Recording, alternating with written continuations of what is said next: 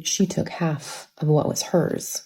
She didn't just show up one day with a cute smile and then leave with the deed to your house. You asked her to marry you. You also probably didn't keep promises that you made to her. And then you're mad that she took half when she left. That's not a win. That's a refund.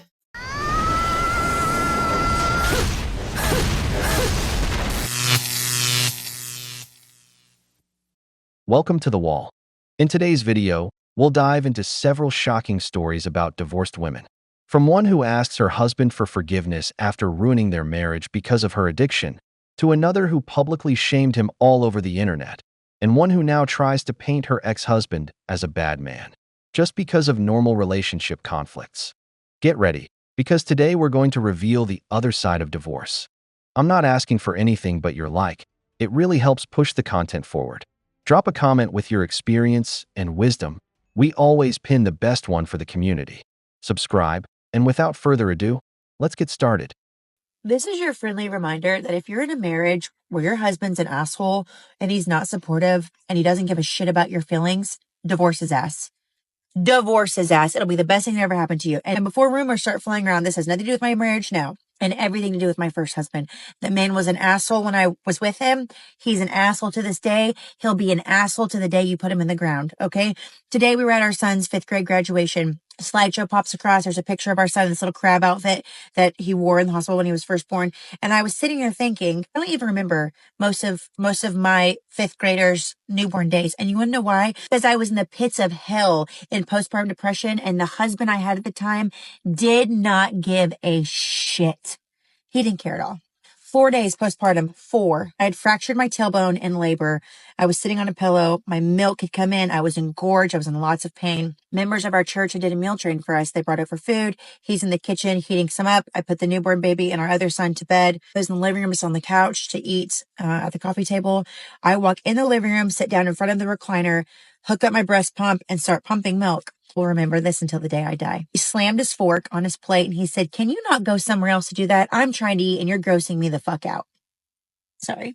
Your wife, who just gave birth to your baby 4 days ago, is sitting there pumping milk, her body, to feed your child. The breast you've seen 900 times, pumping milk to feed your new baby. And you're telling her at 4 days postpartum that she grosses you the fuck out. Weeks after that, horrible postpartum depression. I'm having panic attacks. I'm not sleeping good. We had a child that was just screaming. Him had colic. He screamed all the time. Go in the living room one night. He's laying on the couch watching ESPN. I will never forget it as long as I live. And I'm standing over him, bawling my eyes out. He never once looked up from the TV. Never once. Having chest pains. I'm having these crazy thoughts. I'm not sleeping good. I'm exhausted. I need help. I need your help. I need help. Ignores me. I finally scream his name and I said, "I need some help. There is something wrong with me." He pauses the TV, looks me dead in the eyes and says, "It's all in your fucking head. Think different thoughts." I knew at that very moment in time our marriage was never, and I mean never, going to last. Several months go by. I'm 5 months postpartum. I'm 125 pounds, soaking wet, a size 3-4. Up for lunch one day at work. We go to Mazzio's to get lunch. He says, "Why don't you eat some off the salad bar? It's probably time to start losing that baby weight." 125 pounds, soaking wet, a size 3-4 pants. And he tells his wife, 5 months postpartum, "It's probably time to start losing the baby weight." If you live in our town, you probably think he's a good old boy. And some of you can think that. I don't care what you think. And some of you can think I'm a monster. I left our marriage in a way I shouldn't have. I made choices I shouldn't have made. Should have just packed my shit, said see ya, and took my kids and left. That's what I should have done. I didn't do that. I made choices I shouldn't have made. And I have to live with those choices the rest of my life. To this day, the man gives me crippling anxiety. We were at graduation. I was trying to take pictures, hovering. Like I couldn't even take pictures fast enough because I was trying to get out of their way. As if this is their child. No, it's my child. You can wait for me to get done with pictures and then you can take pictures. Saturday, my son was running, busted open his lip, had to take him to the emergency room to get stitches. His dad showed up to the emergency room. I had crippling anxiety the entire time we were in there because I had to be in the same room as him. If you are ever in a marriage where your partner is not supportive or they give you anxiety or you feel uncomfortable around them, divorce them. It will be the best thing that ever happens to you. No, God! No, God, please, no! No! No! No! I won't deny that pregnancy is one of the most stressful stages for a woman. But if you really listen to everything she says, you'll notice she only talks about how things affected her and quotes random things he said at certain moments. Do you know why relationships don't last nowadays? Because people don't know how to write in the sand and forgive. This man wasn't an irresponsible father. He wasn't someone who hit her, mistreated her, or abused her. He just wasn't a sensitive man. Maybe he was emotionally clumsy, sure, but most men are like that. She wants to blame him. That's why she doesn't care what people say about her. That's why she talks about how she would have done it differently. Chances are, she later made his life hell or took everything from him in the divorce. Her fears didn't come from him being abusive or violent, but from her own insecurity. And when I see this, I ask myself, does a woman want an emotionally sensitive man who's useless? Or a man who may not be very emotional, but is responsible and committed to his family? Because if she doesn't learn that the perfect man doesn't exist, she'll never stay with anyone. My husband decided to be spontaneous and take me to the movies last night. And when we went to dinner afterwards, I was talking about how much I really loved the movie. It was so good. I was so excited to talk about it. And he looks at me dead in my face and says, "It was just a movie." And I immediately stopped talking. So the more I sat there and thought about it, I start crying. It gets really uncomfortable. And he tries to break the silence by continuing to talk. And I finally looked at him and I said, "That really hurt my feelings." And he responded, "It was just a movie." I said, "I was really excited to talk about it. You took me to see this movie on a whim. I've never heard of it, didn't look it up beforehand, and I really loved it. You picked a great movie." And I was so excited. And now I don't want to talk at all. Because why would I want to talk after that? And he immediately stops. He's like, "You're right. I'm sorry." And then he grabs my hands. He's like, "I'm not even being sarcastic. You're right. I'm sorry. I love when you get excited. It's just annoying sometimes." I recognize that he is trying and he is learning how to communicate with me. It's not an overnight process, but it is very painful. He's still new to his healing journey, so I just have to keep remembering that. Stop it. Get some help. And you, instead of helping him, decide to expose him on TikTok. Something that was intimate between the two of you. You make public just so a group of bitter women can poison your mind, telling you to leave him, that he doesn't value you, and things like that. All over a situation that was just a moment. They don't even know the man. Women tend to be emotional. That's why they often make decisions driven by emotion.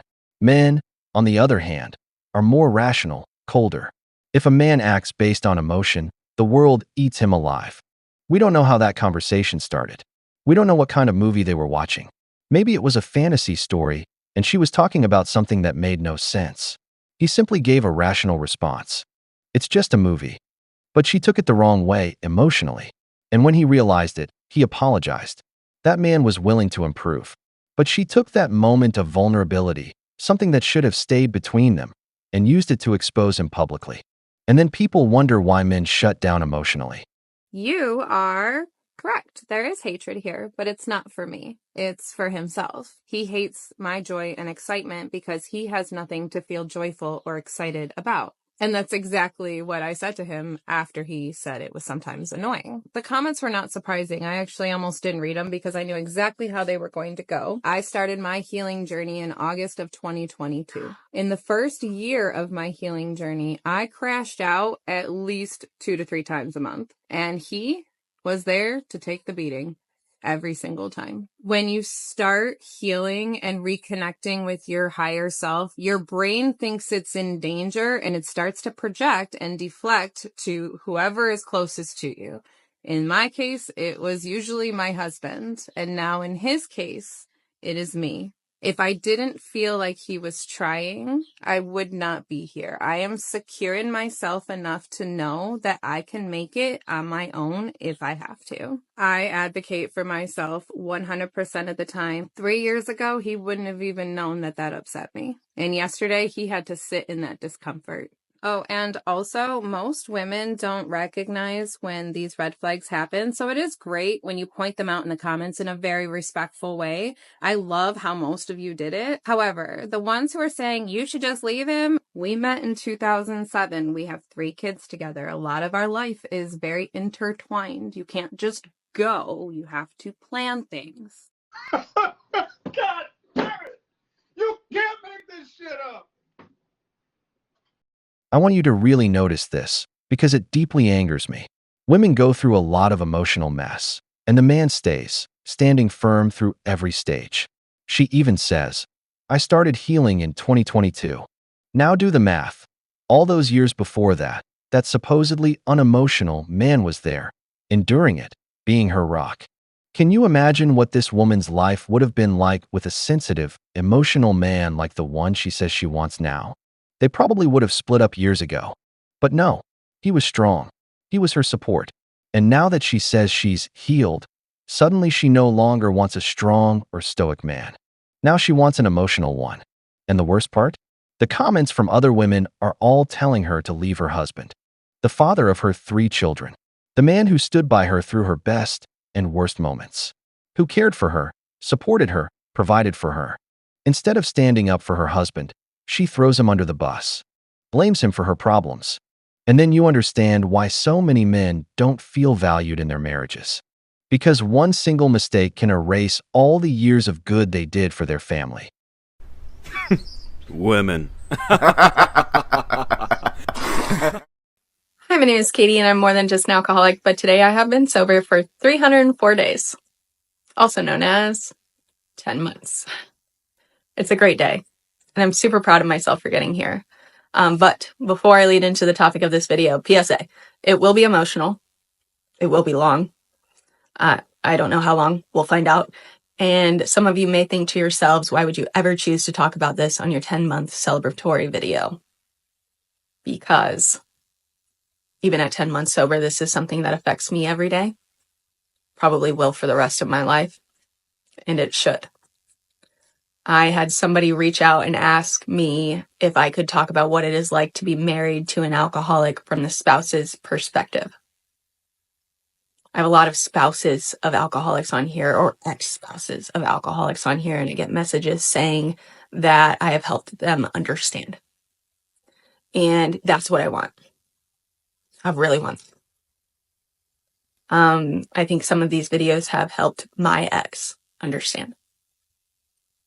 So as far as our story, I emotionally damaged him, potentially for the rest of his life. I looked at the man who loved me the most for everything I was and told him that I hated him on a regular basis. I didn't hate him. I don't hate him. I never will. He was a really good husband, and he is an amazing dad. I picked the right one. He didn't.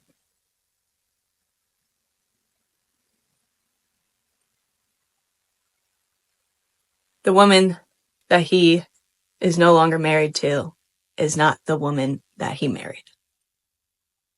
He watched me go from happy-go-lucky fun in my early 20s to struggling with postpartum and trying to get me through it, to becoming a full-blown alcoholic. And he dealt with that every day. And even though I broke him down, he never did that to me. Ever. I know I made him feel alone because I prioritized the drink in my hand instead of him and our marriage. Because I had become selfish and angry for where I had gotten myself to. Hey, bro. What? Oh, my God! Brothers, out of the hundreds of videos I've made, I think this is the first woman who says, I was the problem. Because almost all of them, no matter how much damage they did to their husbands, always end up blaming him. Finally, I applaud this woman for speaking the truth that so many others refuse to admit, that they ruined the life of a good man. Because many have done exactly that. The only difference is those men don't go online to tell their story, because the world would label them as weak, misogynists, or not real men. So, respect to this woman. At least she had the courage to speak the truth. Couldn't stop. I wasn't strong enough yet, but I wish I would have been. I made him feel unworthy because I criticized him every day. I would turn molehills into mountains for no fucking reason. I'd lost control of my mind. Looking for every excuse to drink. Yeah, there's people out there that deal with it in a healthy way, and I just couldn't understand it. Now I do.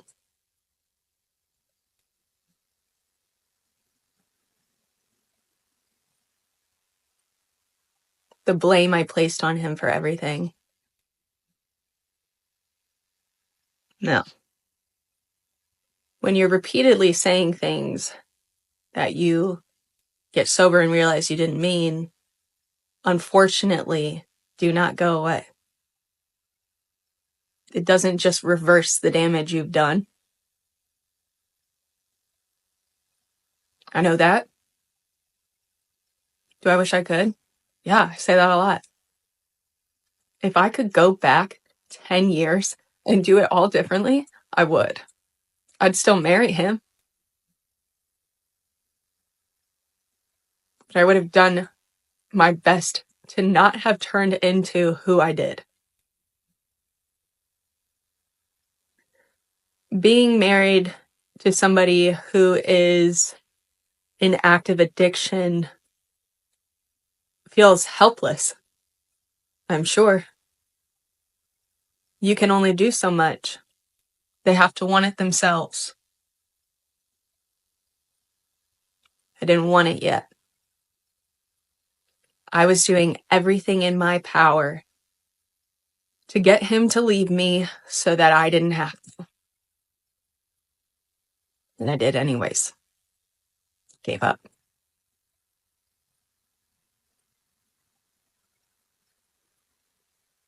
Those vows are for life. But sometimes they're not.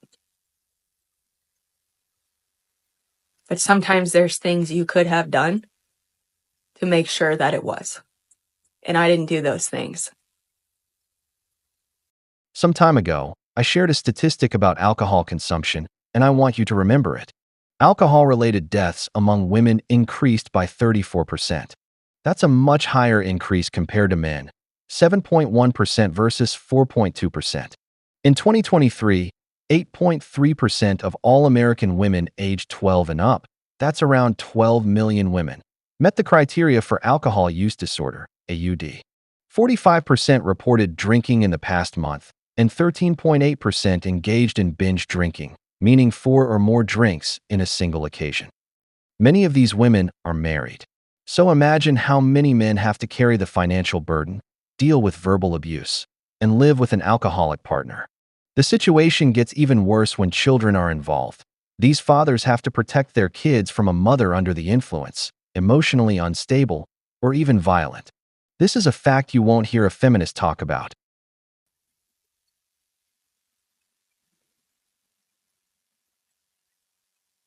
On the plus side of this, because I left, I get to watch him find himself again.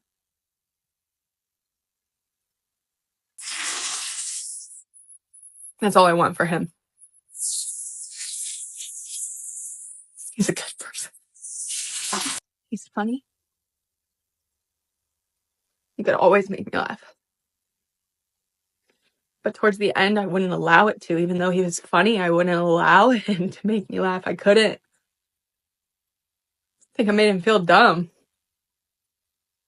He wasn't. He was trying to help me. In these meetings, they say miracles happen. People find their way back to each other. But they don't always. And I get so fucking jealous when I hear people who have success stories in their marriage. They made it through. They fought through it. They didn't give up. I don't know if he would have given up on me. I think, yeah, at a certain point. Because who fucking wouldn't?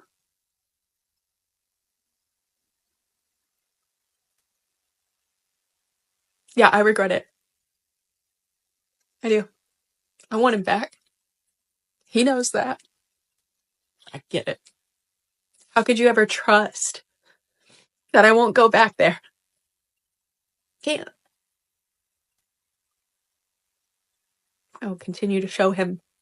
And if that's not what our future is, that's not what our future is. But at least he'll be my friend. And at least we will co-parent well for Mac. And we will do our fucking best to make sure that that kid is okay. And that's what matters. So, yeah, I cry about this a lot. I should. The regret is there. I miss him. But these are the consequences that I have to deal with. Just because you apologize doesn't make it go away.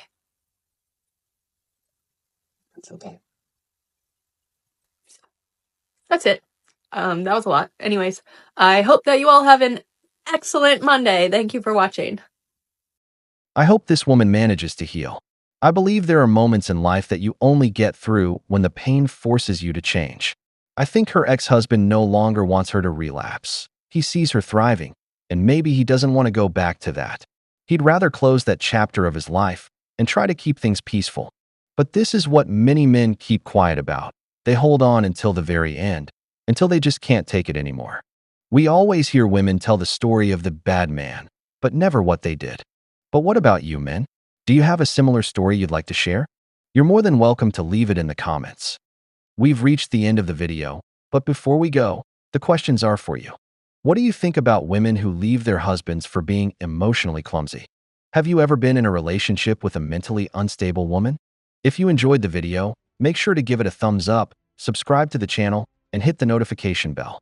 Your support means the world to us and motivates us to create more content. Stay tuned for the next exciting video from the wall.